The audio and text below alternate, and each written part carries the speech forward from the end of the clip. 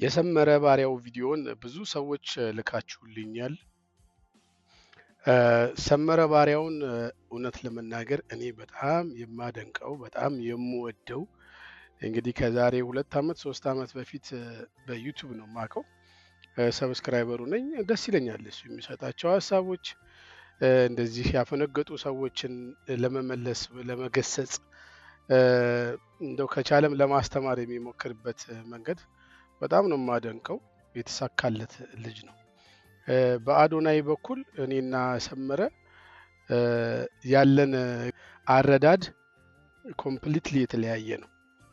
ለምን እንደዛ ሆነ ብዬ ሰመረን የመናገር ሞራልም ድፍረትም እውቀትም የለኝም። እውነት ለመናገር ግን ምንድነው እሱ የተረዳበት አዶናይን የተረዳበት መንገድ ከኔ ጋር አይገናኝም ጭራሽ። ለሰመረ አንድ መልእክት ብቻ ማስተላለፍ እፈልጋለሁ። ይሄ ወጣት ብላቴና እንበለው ይሄ ልጅ እንደ ወጣት እንደ ሰው ያጠፋል፣ ይስታል።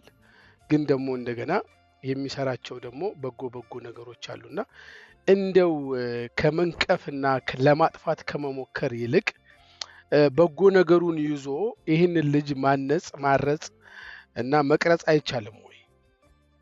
በጣም ብዙ መልካም ነገር የሚታይበት ልጅ ነው እና እንደኛ አይነቱ በተለይ ሚዲያ ላይ የቆያችሁ ይህንን ልጅ ተው፣ ይሄ ልክ አይደለም፣ በፍቅር በጸብ ሲሆን ስግጥ የነበረውን ይኸው ስግጥቅጥ አድርጎ አመጣላችሁ። በተለይ የዚህን ጄኔሬሽን ወጣት በእልህ ልናስቆመው አንችልም፣ ምንም ልታደርገው አንችልም። ምክንያቱም ኮንትሮል የምታደርገው ለእናቱ ሄደ የምትናገረው ለአባቱ ሄደ የምትናገረው ነገር አይደለም። ሚዲያው የግሉ ነው፣ የእጁ ነው፣ አካውንቱ የራሱ ነው።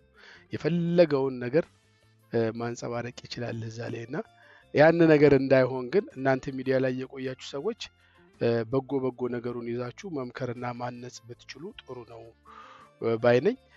ሰመረ ግን እኔ በጣም ስለማከብርህ እንደው ስለ አዶናይ ጉዳይ ብናወራ ይቅርታ አድርግልኝ፣ በጣም ብናወራ ወይ እኔ ቤት እኔ ላይቭ ገብቼ አላቅም፣ ላይቭ ገብተን እንደው ያንተን አረዳድ ብታስረዳኝ የኔን አመለካከት ባስረዳህ፣ ሌሎችም ሰዎች ካላችሁ በዚህ ጉዳይ ላይ ብናወራ የኔን ቤት ከፍቼ ወይም ደግሞ እኔ ወደ አንተ ቤት መጥቼ ማውራት ብንችልና የሆነ ኮንክሉዥን ላይ ብንደርስ ደስ ይለኛል። ምክንያቱም ልጁ መደገፍ ሰፖርት መደረግ ያለበት መመከር መታነጽ ያለበት ልጅ ስለሆነ የናንተ